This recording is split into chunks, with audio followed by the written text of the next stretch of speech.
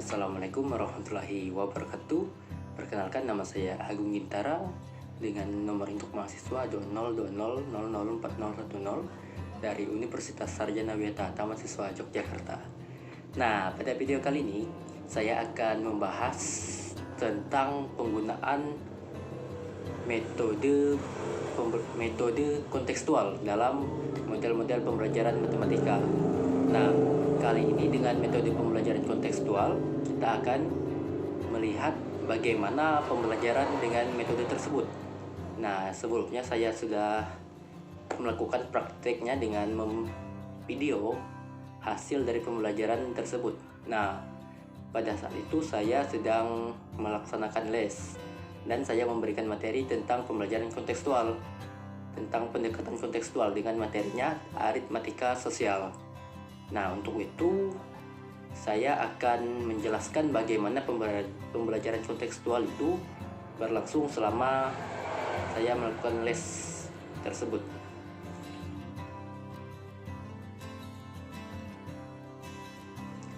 Nah, untuk yang pertama itu sebelum melakukan pembelajaran kita melakukan pendahuluan atau pembukaan. Nah, tujuan dari pembukaan ini yang pertama adalah untuk mengecek presensi siapa saya yang hadir, lalu untuk berdoa agar apa yang kita pelajari bermanfaat, dan berikutnya untuk mengecek apakah para siswa atau murid sudah tahu sebelumnya tentang pembelajaran tersebut.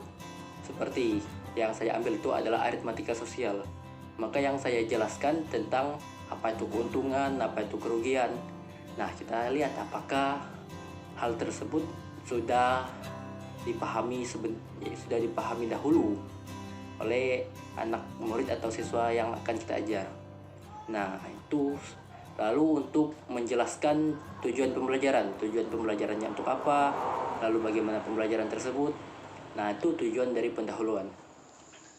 Oke, assalamualaikum warahmatullahi wabarakatuh. Waalaikumsalam warahmatullahi wabarakatuh. Kali ini kita akan belajar tentang aritmatika sosial. Sebelum itu, marilah kita berdoa agar apa yang akan kita pelajari hari ini berguna untuk kita. Berdoa mulai.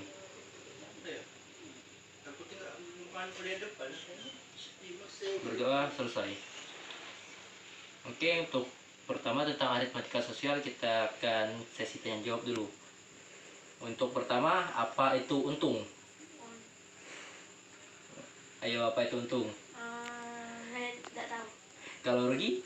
Rugi kebalikan di untung. Oke, tapi untungnya nggak tahu kan apa? Tidak. Kalau diskon? Diskon potongan harga. Oke, diskon potongan harga, benar. Kalau pajak? Pajak tidak tahu. Nggak tahu. Kalau bunga? Tapi ini bukan bunga yang kemang-kemang kayak mawar ya? Bunga pinjaman uang. Oh, pinjaman uang yang terus berbunga ya? Iya. Oke, kalau neto? Neto tidak tahu. Kalau bruto? Bruto tidak tahu juga. Kalau tara? Tidak tahu. Nggak tahu.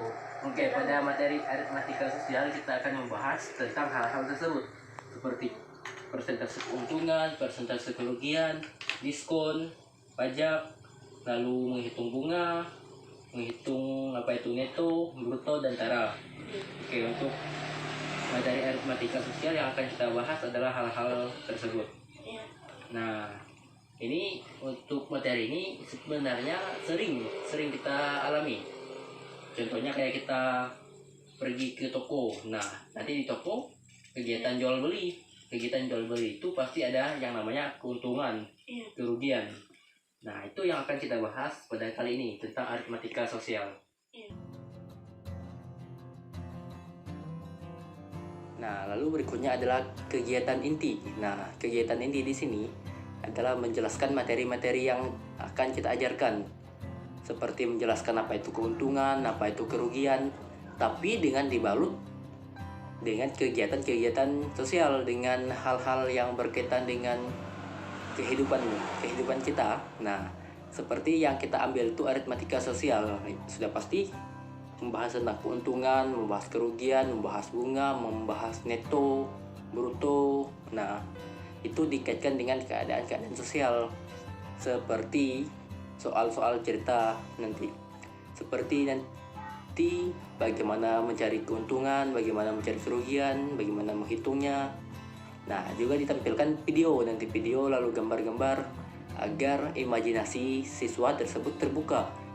Nah, menurut saya pribadi, kontekstual ini, pembelajaran kontekstual ini sangat bisa diandalkan untuk membuka pola pikir anak-anak atau siswa, karena dengan mengaitkannya dengan kegiatan-kegiatan sosial akan lebih mempermudah siswa untuk memahaminya.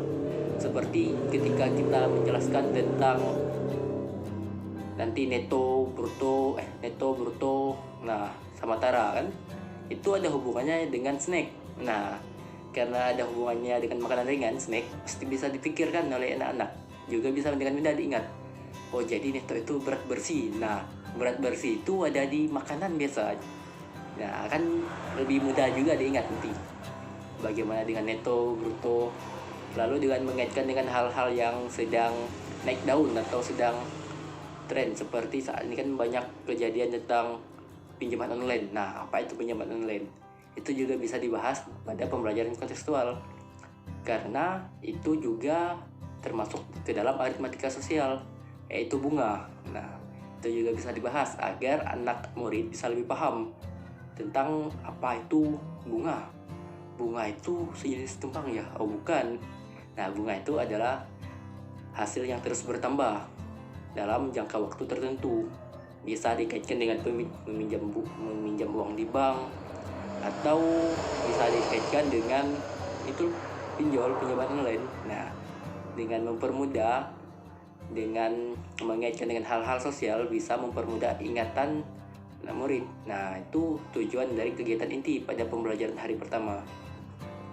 Oke, untuk pada materi ini kan tentang aritmatika sosial, kita akan melihat tentang kegiatan jual beli agar bisa lebih paham tentang bagaimana nanti menghitung dan menjawab apa itu keuntungan dan kerugian serta hal-hal lainnya. Oke, ini ada video jual beli, silakan disimak. Nah, ini ada kegiatan jual beli, itu menghitung cabai. Nah, lalu membeli.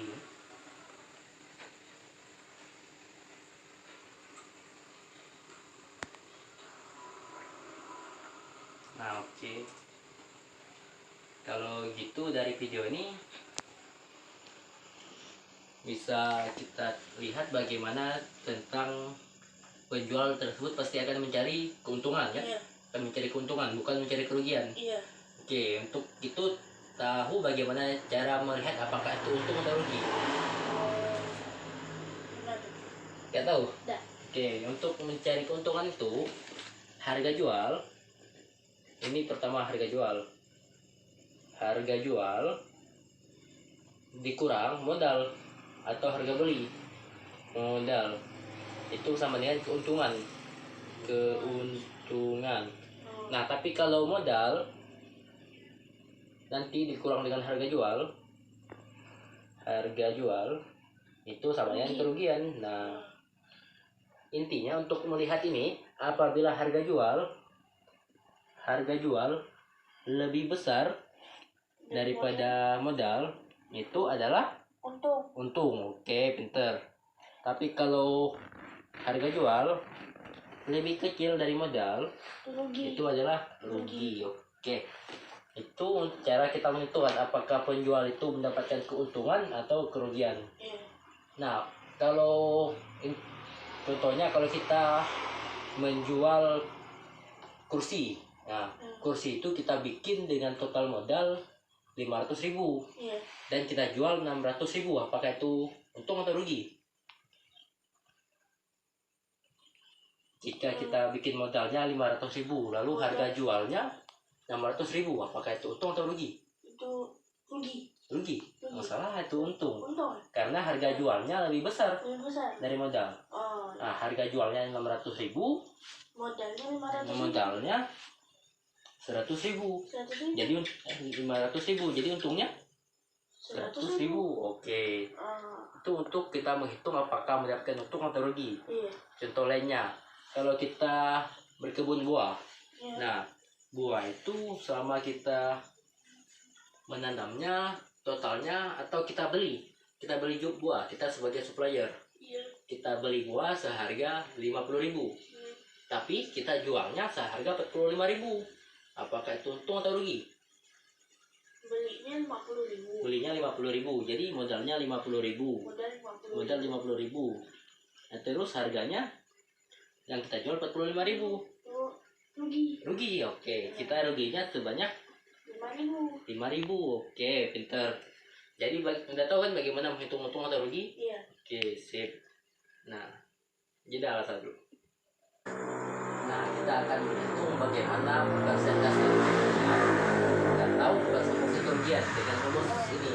Persentase untung sama dengan harga jual dikurang harga beli per harga beli dikali 100%.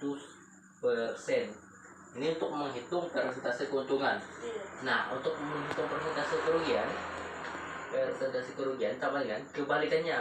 Jadi harga beli dikurang harga jual per harga beli dikali 100%. Nah, ini untuk menghitung persentase keuntungan dan persentase kerugian.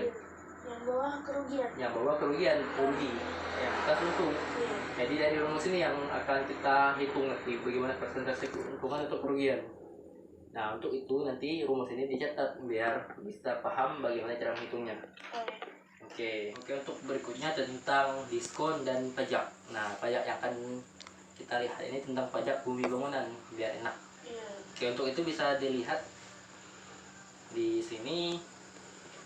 Nah, biasanya diskon tulisannya sale atau diskon 50% off atau diskonnya 50% nanti. Nah, kayak gini untuk atau kayak gini nanti. Kayak seperti kita lagi belanja di mall atau di tempat pembelajaran lain. Ada nanti tumpukan baju yang bertuliskan sale 30% off. Nah, artinya itu kena diskon 30%. Potongan harganya sebanyak 30%. Contohnya kalau kita beli baju yang harganya 100.000, kalau diskonnya 30% artinya 100.000 dikali 30%. Nah, nanti kita dapatkannya 30.000. Artinya potongan harganya sebanyak 30.000. Kalau harganya 100.000, jadi kita bayarnya sebanyak 70.000 kan? Oke, kan 100 dikurang 30 kan? Oke, jadi kalau diskon itu potongan harga. Makanya banyak ibu-ibu yang sering berburu diskon karena ada potongan harga. Nah, udah kebayang bagaimana diskon itu? Oke, itu untuk diskon. Lalu untuk pajak itu sebenarnya mirip dengan diskon. Tapi kalau pajak itu cuma dihitung hasilnya aja. Kalau diskon itu kan biasanya ada harga dikurang diskon ya. Kalau pajak enggak, langsung total semua nanti dikali dengan pajak seperti pajak bumi bangunan atau PPN, pajak tambahan nilai yang sebesar 10%. Ada juga sih pajak yang kayak diskon itu. Tapi untuk pajak biasanya bertambah. PPN, pajak pertambahan nilai. Kayak kita nongkrong di kafe misalkan. Nah, kita nongkrong nanti kalau kita beli minuman seharga 20.000, PPN-nya 10%. Nah, 20.000, 10% dari 20.000 itu artinya 20 dikali 10 per 100 kan? Nah, didapatkan 2.000 kan? Jadi walaupun harganya 20.000, harga minuman 20.000, kita bayarnya 22.000 karena PPN, pajak pertambahan nilai. Ditambah. Jadi kalau diskon itu biasanya berkurang, kalau pajak itu biasanya bertambah. Sesuai dengan pajak yang diterima. Kayak PPN kan, nilainya bertambah. Tapi kalau kayak pajak bumi bangunan itu kan hasilnya berkurang kan? Nah, untuk pajak sendiri kalau ingin lebih lanjut belajarlah di pelajaran IPS. Kalau di matematika kita cuma menghitungnya aja. Oke, siap. Jadi udah paham kan tentang diskon dan pajak? Lumayan. Oke. Jadi untuk rumus diskon dan pajak itu kalau nanti harga ini kita tulis saja biar lebih enak. Jadi kan anggap saja itu harga dikurang diskon. Nah, ini untuk menghitung hasil harga yang telah diskon ini. Untuk menghitung hasilnya. Hasil. Jadi harga dikurang diskon. Nah, diskon itu hasil dari harga kali diskon. Seperti yang tadi ya. Oke. Lalu untuk pajak itu pajak plus harga sama dengan hasil nanti. Jadi perbedaannya kalau diskon itu dikurang, kalau pajak itu tambah. Oke, itu untuk pajak dan diskon. Nah, silakan dicatat terlebih dahulu. Oke, karena kita telah menghitung persentase keuntungan, kerugian, lalu menghitung diskon dan pajak, kali ini kita akan menghitung apa itu bruto, tara, dan neto. Nah, itu adalah 3 kesatuan. Nah, 3 kesatuan. Agar lebih jelasnya, biasanya neto, bruto, dan tara itu ada di jajanan, kayak di snack. Nah, lihat aja di snack nanti. Nah, untuk itu lihat ini, untuk memahami. Untuk bruto, tara, dan neto. Nah, jadi untuk bruto itu total dari tara dan neto. Bruto itu dari tara tambah neto. Nah, untuk bruto itu total semuanya. Total semuanya. Nah, kalau tara itu cuma berat bungkusnya aja. Berat luarnya aja. Nah, kalau neto itu berat bersihnya. Berat dalamnya, bersihnya. Isinya. Nah, isinya itu adalah neto. Nah, bungkusnya itu namanya tara. Nah, kalau bruto itu gabungan dari tara dan neto. Nah, biasanya di sini ada di makanan. Biasanya ada di snack, di gambaran snack. Nah, kayak ini. Jadi kan untuk itu kan untuk berat bersih itu adalah neto. Nah, netonya 126 gram. Biasanya ada di snack atau di makanan. Nah, kayak di ini berat bersih. Nah, 5 dikali 29, artinya dalam satu tempat itu ada 5 bagian yang dengan berat 29 gram. Nah, kayak ini contohnya lagi. Ini kan udah kelihatan kaleng susu kan. Nah, di kaleng susu itu netonya 900 gram. Jadi beratnya itu 900 gram untuk di kaleng itu. Berat isinya. Nah, biasanya itu bisa kita lihat pada snack makanan. Nah, untuk pulang sekolah nanti, pulang dari sini, kalau mau belanja, lihat berapa netonya. Ya, lalu ditimbang berat totalnya berapa. Kalau misalkan tulisannya 900 gram, tapi setelah ditimbang 1 kilo, 1000 gram. Jadi bisa kita simpulkan kalau taranya sebesar 100 gram. Nah, jadi udah bisa disimpulkan kan? Apa itu tara? Nah, bruto itu jadi apa itu bruto? Bruto itu tambahannya dari tara dan neto kan? Oke, kalau tara itu? Tara itu bungkusnya. Luarnya, bungkusnya. Oke, kalau neto itu? Neto itu isinya. Oke, untuk materi yang terakhir itu kita akan membahas tentang bunga. Tentang bunga, nanti bunga itu bisa ada di pinjaman online. Untuk yang sekarang kan udah makan tentang pinjaman online yang merusakkan. Nah, tahu kan tentang pinjaman online itu? Lalu juga biasanya pinjaman itu ada di bank, di koperasi. Kalau mau pinjam kan biasanya ada bunga-bunga kan, bunga-bunga tertentu. Nah, cara menghitung bunga itu kan biasanya diberiin pinjaman selama 1 tahun misalnya, dapat bunganya 5%. Nah, berapa yang harus kita bayarkan? Masih belum tahu kan? Bagaimana? Oke. Kalau gitu cara menghitungnya B itu besaran harga total.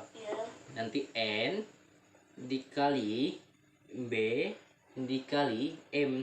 Nah, kalau B itu B yang besar nih total semua. Total yang harus dibayar. Nah, kalau N itu jumlahnya. Kalau kita bayarnya 1 tahun, jadi N-nya sama yang 1. Tapi kalau dibayar 2 tahun, nanti N-nya jadi 2. Jadi N itu lamanya. Lama dalam tahun. Nanti kalau dalam bulan berbeda lagi.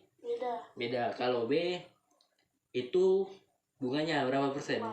Bunganya. Jadi kalau bunganya itu 5%, diganti dengan 5% nanti. Lalu M itu modal atau berapa yang dipinjam. Modal atau pinjaman. Pinjaman. Ini untuk yang selama per tahun. Untuk N yang kayak 1 tahun, 2 tahun. Iya. Nah, beda lagi kalau Bulan. per bulan. 1 per N per 12. Karena dalam 1 tahun terdapat 12 bulan. Oke. Lalu dikali B, dikali M. Tetap sama ini. Cuma bedanya di sini. Kalau ini untuk penghitungan per tahun, ini untuk hitungan per bulan. Nah, jadi terdapat 2 rumus yang berbeda untuk menghitung total berapa yang kita pinjamkan. Oke. Berapa yang harus kita bayarkan dari yang telah kita pinjamkan. Jadi udah tahu kan? Iya. Bagaimana cara menghitung bunga? Iya. Oke.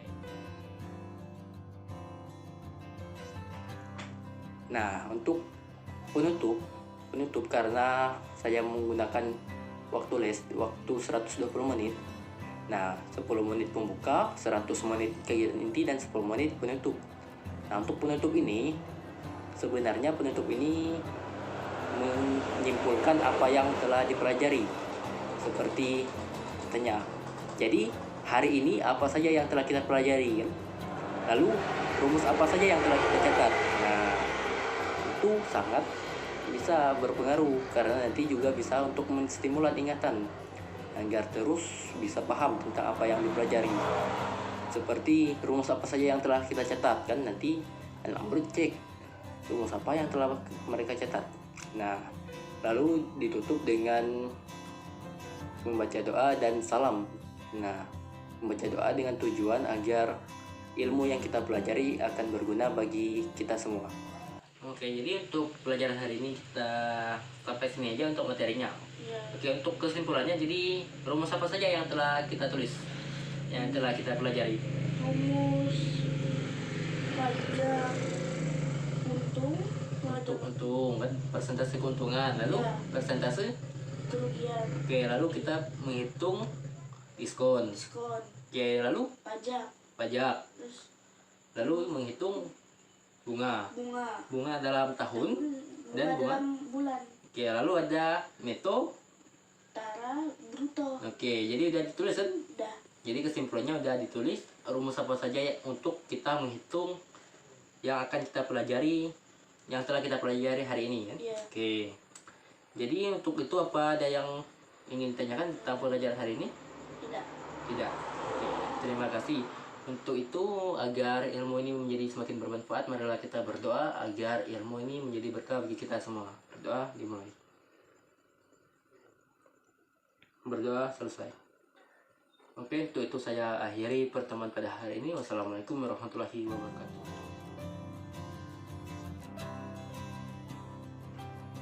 Nah, untuk pembukaan pada hari kedua sama dengan pembukaan hari pertama, yaitu dengan mengabsen, membaca doa, lalu salam, dan juga memberikan pertanyaan-pertanyaan terkait materi-materi sebelumnya agar otak dari anak murid bisa langsung terbuka pada pembelajaran pada hari kedua. Nah, itu untuk pembukaan pada hari kedua atau pendahuluan. Oke, assalamualaikum warahmatullahi wabarakatuh. Waalaikumsalam warahmatullahi wabarakatuh.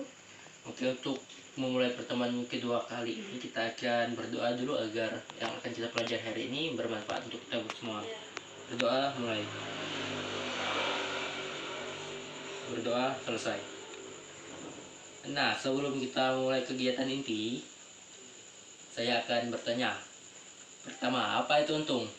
Untung itu harga jual lebih besar daripada harga beli. Oke, apa itu rugi? Rugi adalah harga beli lebih besar daripada harga jual. Oke, diskon? Diskon adalah potongan harga, Pajak? tambahan harga. Oke, kalau bunga Bunga pinjaman uang yang bakal nambah. akan bertambah-tambah Tambah. sesuai dengan waktu yang Waktu. ditentukan. Oke, apa itu neto? Neto itu berat isi, Berat isi, berat bersih lah kan? berat bersih. Oke, kalau bruto? Bruto itu berat seluruh, Berat semua, berat Iya. total kan? berat total. Kalau tara? Berat bungkus. Hanya bungkusnya aja? Hanya bungkus. Oke, bagus. Kalau itu udah paham jadi materi yang kemarin. Iya. Nah, untuk kegiatan inti pada hari kedua, sesuai dengan RPP yang telah saya tuliskan, pada hari kedua adalah di mana siswa akan mendapatkan soal atau LKS, lembar kerja siswa, yang di mana akan diisi dan akan dinilai.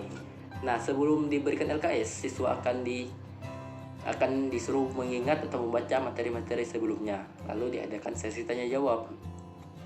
Nah, sesi tanya jawab itu untuk agar siswa paham dengan materi yang diajarkan sebelumnya. Nah, itu untuk di bagian kegiatan inti. Nah, pada kegiatan inti, siswa diperbolehkan melihat buku, tapi tidak diperbolehkan untuk melakukan sesi tanya jawab dengan temannya. Nah, tapi jika siswa tersebut susah, boleh ditanyakan kepada guru. Kan ini sistemnya adalah pembelajaran dan ini juga tidak menyangkut kepada nilai ulangan. Nah, dengan itu dilarang bertanya dengan teman, tapi boleh langsung bertanya dengan guru. Itu untuk memberikan LKS. Nah, LKS ini diberikan tidak setiap hari, tapi setiap di akhir pembelajaran. Tapi ini bukanlah ulangan, tapi untuk mengingat sebelum ulangan, soal-soal sebelum ulangan. Nah, itu tujuan dari LKS ini, agar nanti ketika ulangan bisa untuk mempermudah siswa dalam pembelajaran. Mengapa tidak diperbolehkan bertanya dengan teman? Nah, karena jika bertanya dengan teman, takutnya nanti ada yang malah nggak paham. Bertanya dengan teman, "Hey, jawaban nomor 1 apa?" "B." Nah, dijawab udah B, nggak tahu nanti bagaimana cara menyelesaikannya. Tapi kalau ditanya dengan guru, nanti gurunya akan menjelaskan apa jawaban yang benar nanti kan. Lalu guru tersebut pasti akan bertanya balik, "Apakah kamu paham?" Nah, kalau bertanya dengan teman kan nggak akan dijelaskan, "Hei, kamu paham nggak itu?" Ya, nggak akan ada ditanya kayak gitu biasanya. Nah, maka bertanyalah kepada guru kalau untuk yang kayak gini. Tapi kalau soal latihan biasa ya nggak apa-apa. Tapi untuk kayak LKS yang diberikan kayak seperti saya ini, bertanyalah kepada guru, jangan bertanya kepada teman. Oke, untuk kegiatan inti pada kali ini kan waktu kegiatan inti kita adalah 100 menit. Nah, dalam 100 menit itu 60 menit akan diberikan soal nanti, LKS. Anda akan mengisi LKS tersebut. Nah, sebelum itu terdapat 20 menit sebelum kita memulai untuk mengisi LKS. Nah, sebelum itu maka akan pelajari dulu materi yang telah saya berikan. Jika ada pertanyaan silakan ditanya agar Anda lebih paham tentang materi aritmatika sosial. Nah, bagaimana? Udah selesai? Udah. Oke, mana kumpul? Nomor 1 benar, nomor 2 benar, 3 benar, 4 juga benar, 5 benar, 6 benar, nomor 7 oh benar, nomor 8 juga benar, nomor 9 oke benar, nomor 10 juga benar. Oke, karena benar semua dapat 100. Nah, dari materi kali ini apa ada yang ingin ditanyakan? Tidak. Oke, jadi kayaknya udah paham karena di latihan soal kali ini mendapatkan 100. Tapi sebelum itu mana hitung-hitungannya? Ini. Oke, kita cek dulu bagaimana cara kamu menghitung. Oke.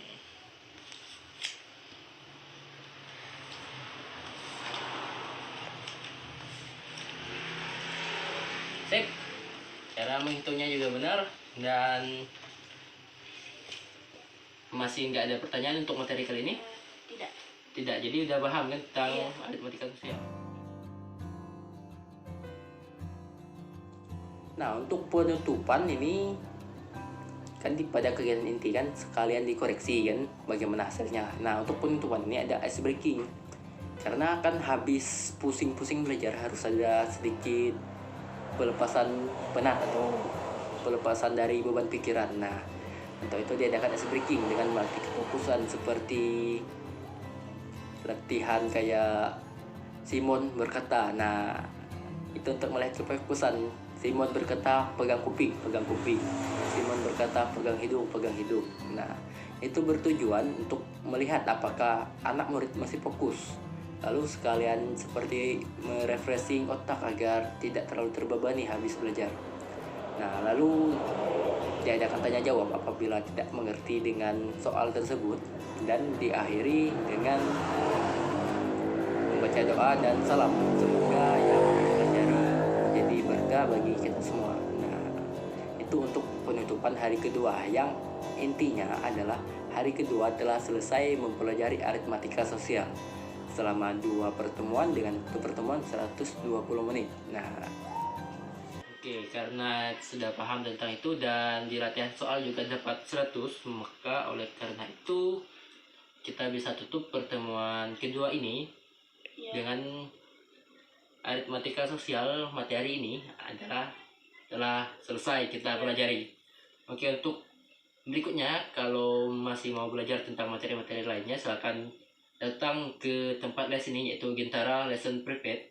Langsung saja datang dan belajar di sini bersama saya sebagai gurunya. Oke, karena setelah selesai, marilah kita berdoa agar yang kita pelajari kali ini bisa berguna bagi kita semua. Berdoa dimulai. Berdoa selesai.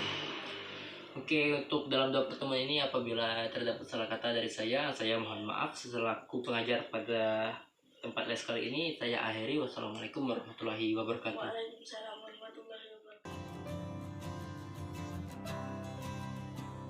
Nah, mungkin sekian dari video yang menjelaskan tentang pembelajaran kontekstual dengan materi aritmatika sosial. Nah, mungkin terdapat kata-kata saya yang kurang berkenan ataupun kendala seperti suara motor atau kualitas video yang saat mengajar itu jelek. Nah, saya mohon maaf dengan kesalahan-kesalahan tersebut. Untuk berikutnya akan saya perbaiki. Nah, tapi inti yang kita dapat dari sini adalah pembelajaran kontekstual.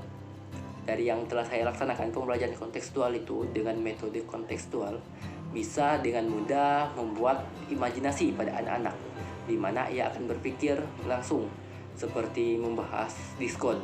Dia akan berpikir sedang berbelanja dan mencari barang-barang diskon. Nah, dan barang diskon tersebut bisa dipikir oleh anak tersebut, oh pasti harganya akan murah, pasti harganya akan berkurang. Atau sedang ke toko ingin membeli, kan, dilihat, netonya 23 gram, ditimbang di rumah 25 gram. Nah, artinya berat bungkusnya 2 gram, taranya artinya 2 gram. Nah, jadi kan intinya dengan memberikan gambaran terhadap permasalahan kontekstual bisa mempermudah anak tersebut dalam belajar, karena otomatis imajinasinya akan berjalan, di mana ia akan berpikir langsung dalam kegiatan-kegiatan yang akan ia lakukan. Nah, itulah inti dari pembelajaran dengan kontekstual. Mungkin hanya itulah yang bisa saya sampaikan pada video kali ini. Lebih kurangnya saya mohon maaf, walaupun kayaknya banyaknya kurang di sini. Nah, dengan sekian dari itu saya akhiri. Wassalamualaikum warahmatullahi wabarakatuh. Salam.